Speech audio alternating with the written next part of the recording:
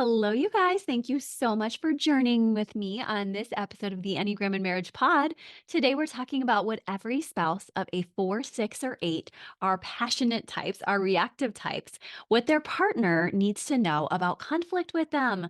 I'm so grateful to be rounding this series out. We talked a few weeks ago about the 1, 3, and 5 more logically wired partners, the 2, 7, and 9 more positive partners. And now we're talking about our most passionate partners. And if you've been part of this series, you know that we sometimes find ourselves in other spaces where we're normally a 7, but we find ourselves on our wings of reactivity, or we're normally a 1, but lately we've been in our passion. So I want you to know there's an ebb and a flow. And it doesn't always go by Enneagram type, but it often does. It usually does. And when we're nuancing our marriage work together, guys, this is a great way to do it, to be able to say, in general, if you have a partner who's a 4, 6, or 8, or finds themselves in this reactivity space a lot, it might happen if they're in the sexual subtype a lot too sometimes.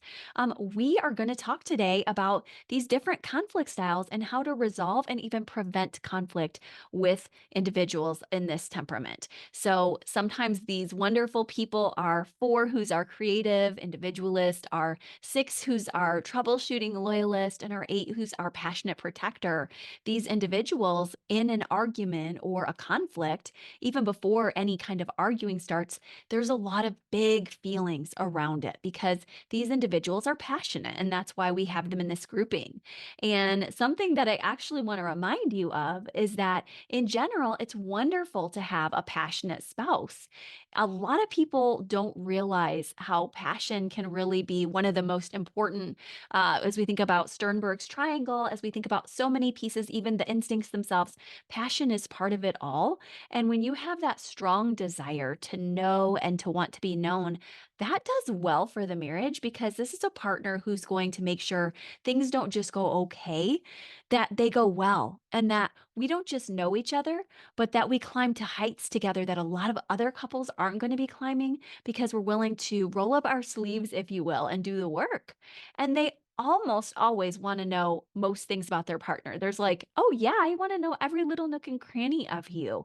I know I was watching a video of my late dad talk about classic books recently with my son. We were on our last day of homeschooling, and he was saying that my dad's video, he was like, I love a woman with emotional range. And he was talking about Jane Eyre and the Bronte sisters and Wuthering Heights. And these are the reminders sometimes we get of people who are like, I want the passion. I want it to be seen in my partner. I want to know that I mean the world to them, and that they feel very good when things are going well because we worked on it. Now, of course, the harder piece to this is when we're not doing so well. Often our spouse can feel devastated, and we can too if things aren't going well. And so it's not that I don't want you to have the other things we've been talking about in our other series that we just finished, when we said we want to have really good compassion. We want to have really good diplomacy, and we want to have really good boundaries, even if we're passionate. Those things are all important too, because we want to make sure that you know that if we're too reactive, we might not have appropriate boundaries. We might feel like intrusive thoughts about the partner are making us not as good of parents or workers. So we want to be able to have some of the other pieces that I just mentioned, as well as the pieces I mentioned that the 279 brings, which is the positivity generally, or the 135 and the logic. So we want to have all these elements at our best, right? When we're doing well, when we're regulated, when we're within our relationship window of tolerance, our goal is that we would have all of these pieces at once. And one way to do that is to make sure we're getting our sleeping, eating, fitness, spiritual life, and just taking a lot of deep breaths and learning what self-soothes us, because that's an important part of emotional regulation. And that's one of the biggest pieces you need. Also, just a general tip, if you have a reactive spouse, and if you are that reactive spouse, no, sometimes we can idealize marriage or relationships to the point that we maybe feel like they should be everything to us. Like, I want the passion to last forever. I want us to be in sync about every little thing, instead of realizing sometimes we're going to have disagreements. I was just reading the statistic again afresh that John Gottman's research showed that 63% of issues in general were those harder to solve issues sometimes between couples. And so these don't mean that we can't have conversations around them, but we might not always line up. And same thing with physical closeness. We may want that as a 4, 6, or 8, and yet we also come against the practicality of life, of being all touched out in the parenting season or in the postmenopausal season of feeling like we don't have the same functions as we used to in some ways. And of course, there's always going to be aberrations where some people fall outside of the lines, others are in it, others have found their treatment plan, others haven't yet. I want you to work towards healthy intimacy. But I also want you to acknowledge stage of life so that you're not feeling like you have to be at the top of the mountain all the time, idealizing or maintaining constant physical closeness. So I think that what's important is that for long-term commitment, you remember compassionate love if you're a reactive type, that you remember that I care deeply and I'm enduring and I'm showing up for them, even if they don't always see life the same way as I do, which is passionately. And if you're the partner of the passionate or reactive type, that you remember that when we actually put our own cards on the table and we share the depths of our hearts, and even let's admit, sometimes just reach for them because we might not even know them, but we just say, let me try to meet you there. Let me try to talk with you on this level of depth. Let me take the courage to go there, even if I feel inadequate for the job. That means something to our reactivity type. It means to them that we are showing up with whatever we have to give. And honestly, effort matters here. You get an A for effort, right? Reactive types, I know you're smiling as I say that, or you're clapping because you don't expect perfection really at the end of the day, but you do hope that they'll be honest with you and forthright about vulnerability, about the ways they love you, and they'll show up for you. And I'll talk about the ways we can do that across the 4, 6, and 8. But just one more in general is I want you to make the time for each other. One of the biggest factors that causes marital downfall is not making even a measly 6 hours a week for each other. And that just feels so hard and impossible for couples sometimes to make that, but it's everything. I can't do any work with you if you won't make any time for each other. So, first and foremost, that is key for any conversations we have about the 4, 6, 8 is you've got to make the time. That's your blanket over that, as well as acknowledging compassionate love, not holding each other to too high of ideals, but also, yes, showing up with some care, with some vulnerability, with some of your cards laid out on the table too. And yes, bring your positivity. This is not a bad thing if you're a positive type. Bring it to match that passion. Or if you're a logical type, bring it. And then maybe together you can even look at what are our blind spots? What are we missing together? What could we both be more intentional to bring? And it might be that third factor, like, oh, yeah, we're usually passionate and positive, but sometimes we're so passionate and positive, we don't make that much headway on our goals. We just are idealizing all over the place. Or maybe you're so logical and passionate that you're like, well, wow, we just did an emotional root canal, but we're not having any fun in our marriage. So make sure you know that, and I want you to remember together that passionate love can be fleeting, but compassionate love can be enduring. So remember that we need to have a deep love for each other, even when we're sick in bed and we can't be passionate that day, or we're exhausted and touched out. We need to know our partner's going to meet us on the ground with the sleeping bag, with the water, and say, "Hey, I'm here while you rest. I'll continue to carry us," or vice versa. That's going to happen to both of you across time and seasons for sure. So you need to really know that you'll need all three elements. So let's talk though about the 4, 6, and 8 in particular and what you can do in a conflict with them in particular. So I want you to know if you're with a type 4 spouse, something to remember in a conflict is that 4s are often reading you like a book. They know what you're feeling, they know what you're really struggling with a lot of the times, or at least that you're struggling and feeling big feelings. But sometimes you do need to tell them, here's the fuller story. Maybe you have an inkling as to why I'm feeling this way, but here's the fuller story for what's up with me. And so giving them the kudos, yeah, thanks for picking up on the fact that I wasn't okay or we're not okay, but also recognizing that sometimes it's okay to shelve that until it's the right time. For instance, maybe we're picking up the kids, we're about to eat dinner, we're about to drop off at practice, whatever it is that's interfering. Allow yourselves to say thank you to your 4, but also let's make sure we talk about this at a time when we have time, because 4s really do need time to unpack things and you can't rush a 4. So even if they're like, I need to process with you, make sure you say to your 4, hey, if it's not a good time now, let's both, for both of our sakes, me because it may take me time to get to this passionate space, and you because it may take you time to process. Let's give ourselves some time and then set a time. This is when I'd like to talk about it with you. Maybe it's your coaching or counseling session. Maybe it's a time when the two of you just have coffee on a Saturday morning privately, but whatever it is, don't forget to tell the four that they're a priority to you. And also understand that at fours with their reactivity, may be very fired up and mad at you and sort of projecting shame on you or on themselves. And you guys can really work together to say, in our passion, let's make sure that neither of us are shamed. Let's make sure that both of us are loved and that we just lay that out at the beginning of this conversation that we're both fully loved. It's just that we have to work out this conflict together. That can be a great starting point, and it could be a great ending point because fours can be quick to take on that shame again, pick it right back up, or project it right back out. So just beginning and end with that notation. And then, as I said earlier, coming back around for fun is very meaningful for a four because they really are passionate, not just in a negative way, but also they want to have fun and joy with you. So know that if you really do dig in and spend the time with them, they will also want to come back for fun and joy.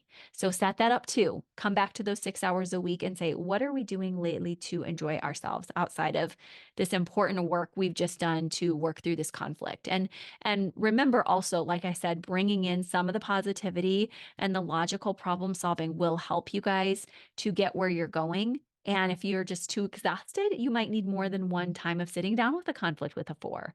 Fours take a slower pace.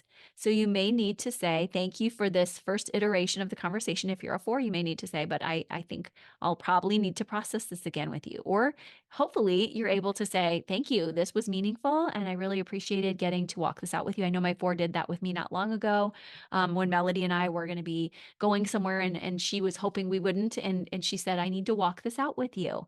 And so we did. And then afterwards, she was like, thank you so much for walking it out with me. And we actually physically walked and talked, but she needed longer than what I would have naturally given. So sometimes just know that your four needs longer, or anyone in the four space.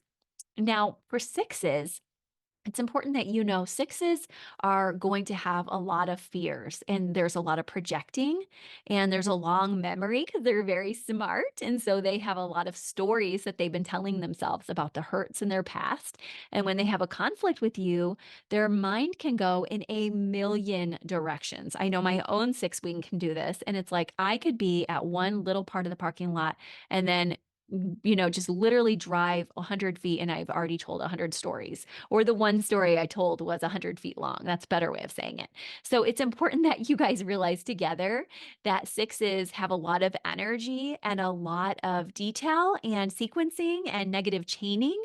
And so we need deep breaths in those moments, and we need a little humor. And sixes thankfully have that to be able to say, oh my gosh, listen to that story I just told myself. Wow, what a wild tale. And, checking in with your spouse. I'm checking in to ask you, is any part of this true?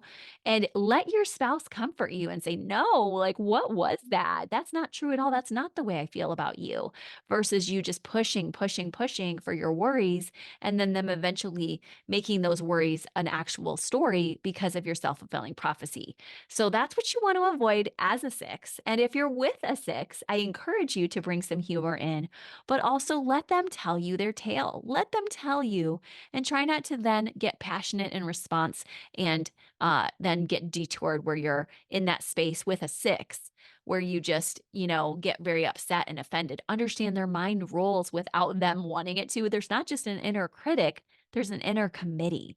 So they need to know that you're going to let their inner committee share its deepest thoughts and that you're going to respond. And that's a great time to be positive, to be logical, but to take the time needed so that they know this is you doing the work with them and helping them to restructure their negative thinking and to rewire their brains in that moment and to tell a new story, a healthier narrative, which is what we know healthy couples do.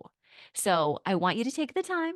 And six, if you need even more processing, but your partner says, I'm done, I have done it, and you're still going because you have all that Energizer Bunny six energy, then spend some of that with friends and watch the narratives. Watch for yourself to tell healthier stories that are more positive and life giving, and scan for goodness, not just trauma. And that's something you can choose to do. And make sure you get a therapist if you need some help with that. Make sure you do your fitness so you have some healthy dopamine. Now, if you are an eight, I know sometimes you're hoping, this passionate challenger protector, that you will have somebody meet you in the space of really passion as well. And as you heard me say, my dad loved that emotional range of my mom, and he said that to us. But the truth was, sometimes that's exhausting. So allow yourself to see the practicality of just logical processing too, and positive processing as well. And know that our garments have been touched, as Jesus said when he was helping to heal a woman. But now we're not Christ, but we do still have a human side to us where we need our rest, we need our Sabbath, and not everyone has the beautiful big energy of an eight. And I know that because I am a seven with an eight wing. And when we have both of those wings active, I can see, oh my gosh, my energy is so much higher than the nine and the four in my family, and even sometimes higher than the six and the one. And so that eight really provides whoever of us has a wing or arrow to it, or maybe you even are an eight, there's a lot more energy than other people have, and that's not their fault. And I know so many eights have said, it's not my fault I have so much. Correct, but it's also not their fault that they don't. So meet them where they're at so that you can help them to be able to have a conversation where they don't feel bowled over by you. That may be an emotional sitting on of your hands, if you will. Maybe going on a walk, but before the walk, you already had a workout.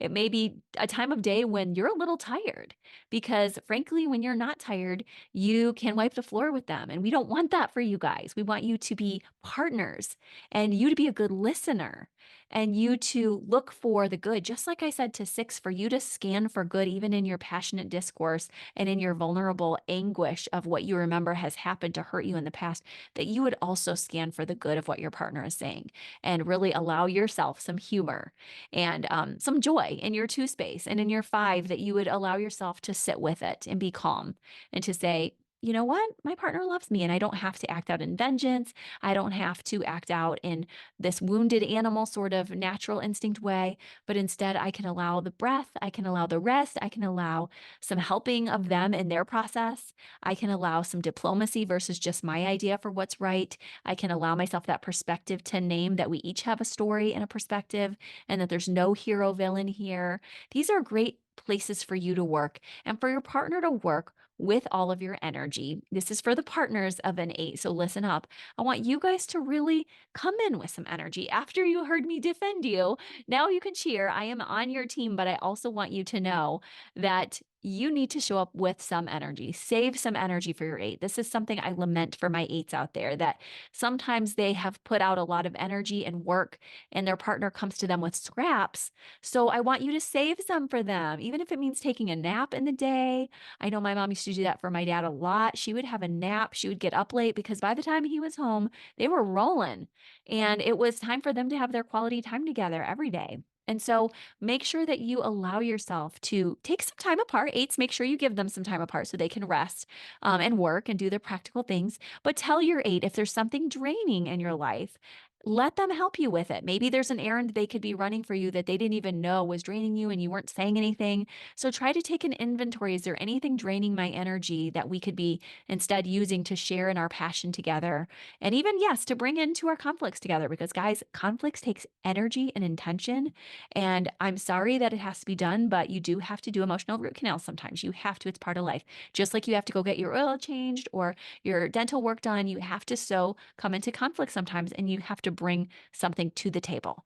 So these are my best tips for you if you're with a reactive type or if you are a reactive type in conflict. And I really truly believe that as you take at least one tip from today, this is an episode you can come back to as many times as you need to remind you about how important it is to have passionate love as well as compassionate love, how important it is to have logical, positive, and passionate discourse, and how saving that 6 hours a week together and also just finding ways to really allow for time to process conflicts will be so worthy.